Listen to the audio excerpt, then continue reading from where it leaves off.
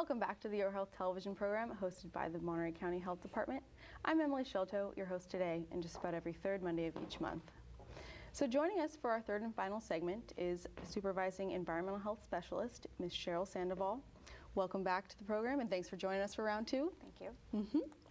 So we heard a lot about the various problems, contaminants here in Monterey County. If I have any of the contaminants that Sandy just mentioned, what do I do? Well, you really have three main options if your water is contaminated.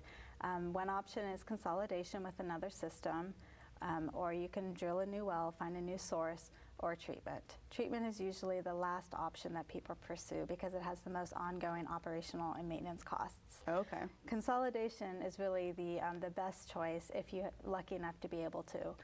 As Sandy mentioned, if you can hook up into a municipal water supply, that would be great because then you would know that you're going to a known water supply. They have enough water. You don't have to worry about maintaining your well anymore. It's more of a guarantee of getting a good water supply. There may be a lot of upfront costs because you often have to pay to join a system, but in the long run you can end up saving money.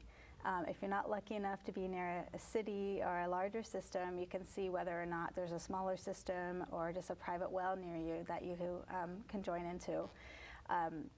It's good because you would know what that water supply is. Again, you have more people who pay into a well if you join in, or if your water system joins in, then you can spread out all of the costs.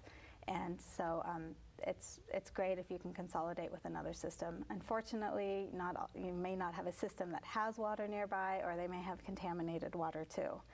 And if that doesn't work out, the next thing you can look at is just finding a new source. And so if you drill a well and if it works out, then it's good because you, again, don't have the operational and maintenance costs of treatment. But in this county, you may not be guaranteed to find good water if you drill a new well. So you really want to do your homework before you pursue that.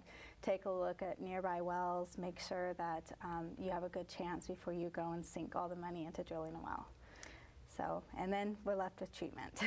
Right, and that's mainly what we're going to kind of discuss here. But just to backtrack, treatment, well, in order of preference, right? Consolidation is an option, then maybe finding a new source would be the second best option, and then thirdly, treatment. Usually that's the order of preference. I mean, there are always unique circumstances to each case, but that's the usual preference. Okay, and I'm sure you guys can go out and provide some direction for people who are having problems? Yes, we have a lot of systems. Most of the systems in this county we have mapped, and so we can provide information if there are systems nearby and whether or not they have adequate quality. We don't always have a lot of information on quantity, but we can at least tell you what the quality is of those systems. Well, that seems really helpful to people who are kind of trying to navigate this situation. So if you have to treat, what's the best type of system? Well, it's definitely not a one-size-fits-all for treatment systems. Okay. So it's really important that you do your homework, you look and see what is in your water that you're trying to treat for, what the levels are, what else could be in your water supply that may interfere with the treatment systems, because there's some things that would remove one type of constituent, but something else in your water would prevent it from working effectively.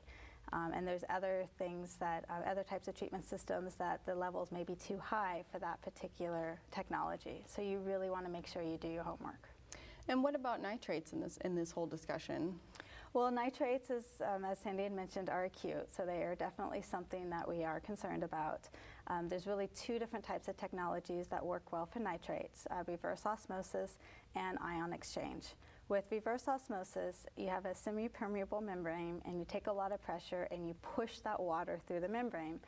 And all the salts and metals and things are larger than the water molecules, and so they stay. And then the clean water molecules go through, and so you really separate your water. And you get good, clean water coming out of that. Problem with reverse osmosis is that it takes a lot of energy to push that water through. Okay. And so it can be really expensive to do. It's slow, so you've got to push a lot of water through. And you also have a lot of waste.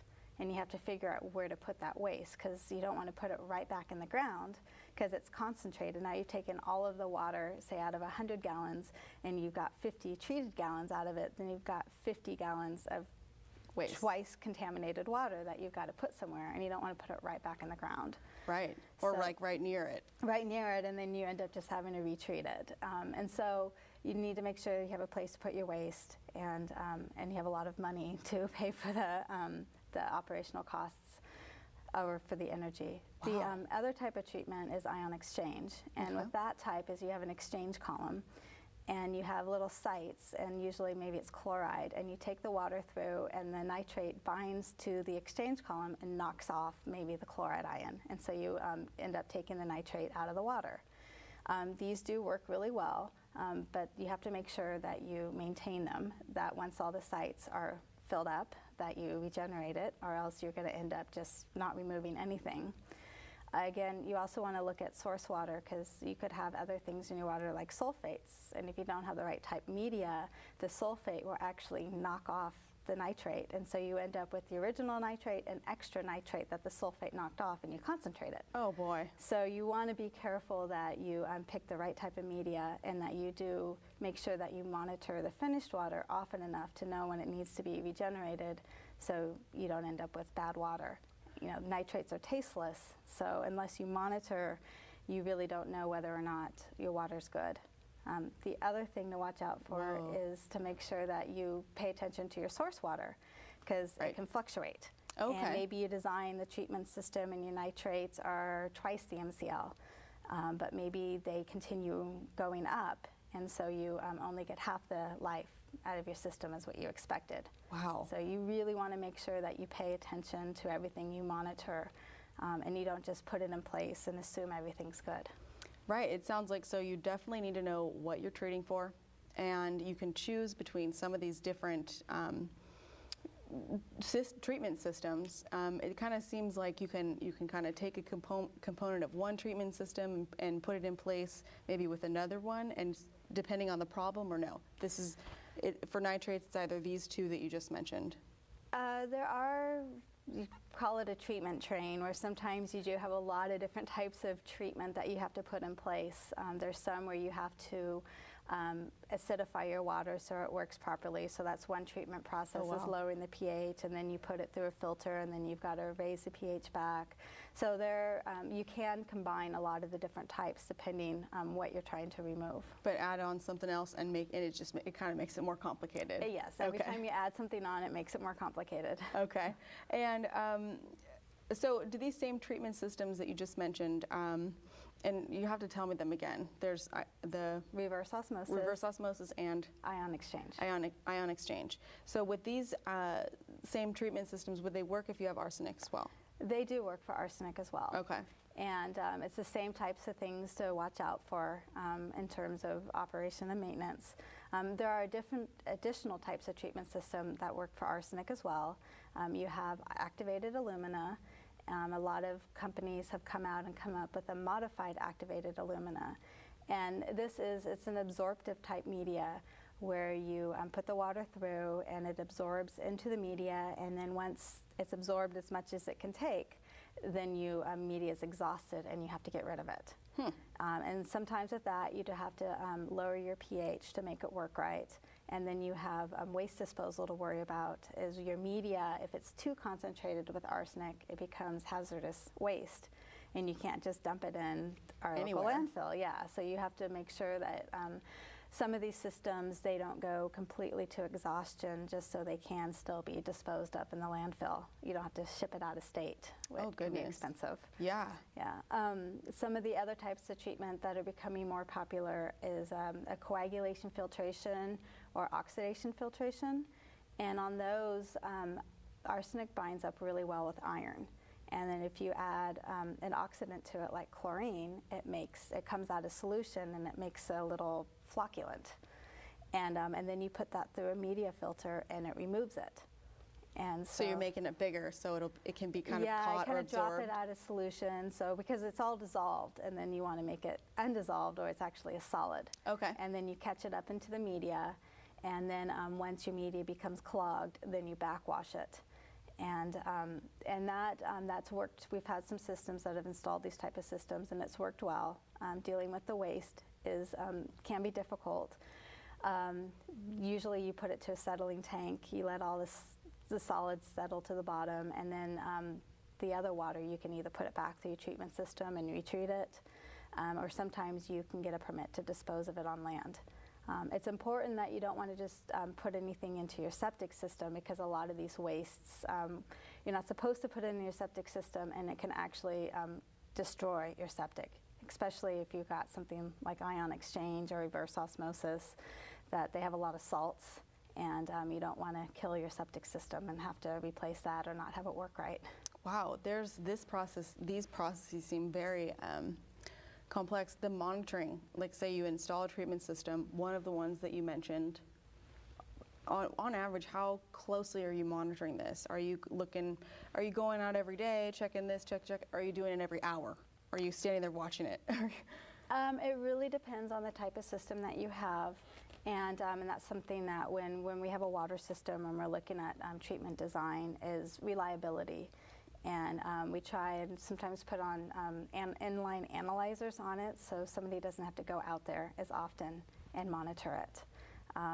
And it depends. If nitrates, you want to make sure that you monitor that frequently, almost continuously, because if it fails, somebody can get sick. Yeah.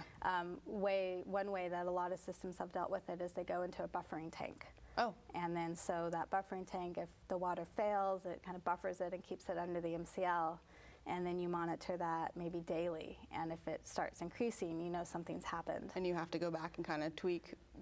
Find out, did it not regenerate? Did your levels rise in your source water? Try and figure out why it's not working. So you're doing a lot of troubleshooting if the water's not coming out the way it's supposed to. Yes. Okay. Yeah, that's why you get a lot of ongoing operational and maintenance costs. I see there's now. There's a lot of the waste disposal. You've got somebody going in there testing. Yeah. Arsenic doesn't have very good field tests that are reliable, Oh, and so no. then you end up having to go to the lab every time you test. Yeah. And it's usually about $30 a test. And so if you want to do your pre-filtered water to see if it's what's coming in, you want to see what's coming out. If you have a couple filters where you want to see what's going on in between the filters, every time you take a test, It's $30. it's $30. So it's just something to consider, and how reliable you want that treatment system. I see now a treatment as the third option. I'm sure the other options, depending on the situation, of course, but I'm sure the other options are somewhat costly as well, but this definitely seems very time-consuming and costly. Yeah, the other options worthwhile. usually have more upfront costs, but once you're in, you're good. For treatment, you're always going to have ongoing costs of replacing media, getting rid of the waste, paying for testing. So we're getting out of time quicker than I thought here. We need to wrap things up. There's a lot to think about. We didn't even really get to cover fluoride here and treatments for fluoride. But if you can mention that briefly, please do. Otherwise, there's so much to think about. Do you have any lasting kind of tips or advice for viewers with regards to this treatment situation? For fluoride, I would just say that it's the same type of treatment, reverse osmosis or activated alumina. Okay. Again, as with any type of treatment system, you want to make sure you know your source water, because you can be caught on things like with activated alumina and fluoride. If you have too much bicarbonate in your water and it's at certain levels, you can only have 25% efficiency out of your filter. And then there's things like if you have iron in your water, it can clog filters. It helps with arsenic, but there's other types of technologies that it can clog it, and then you might have to take the iron out first. So it's really, again, not a one-size-fits-all. You want to make sure that you really tailor your treatment system to whatever your water supply is, and do a lot of initial testing. There can be seasonal fluctuations. I've heard horror stories of systems that thought they knew what their source water was. They had some sort of absorptive media, and they only got half the life they expected because there were seasonal fluctuations. So same well, but they had a lot of different. So make sure you do a lot of homework monitoring. Don't just rush into treatment. Wow, and you're keeping your eye on the ball the whole time, it seems like. Well, that's all the time we have for today. Cheryl, thank you so much for spending this time with us. We really appreciate all the knowledge that you pass along to viewers. Viewers, you now know that you have friends in the water business here. Please contact the Environmental Health Bureau if you have any questions or need any help. Viewers, thanks again for spending this time with us today, and we hope to see you again very soon. I'm Emily Sciolto from the Monterey County Health Department, and I've been your host today of the Your Health television program. Please stay tuned for Your Town television program coming up next.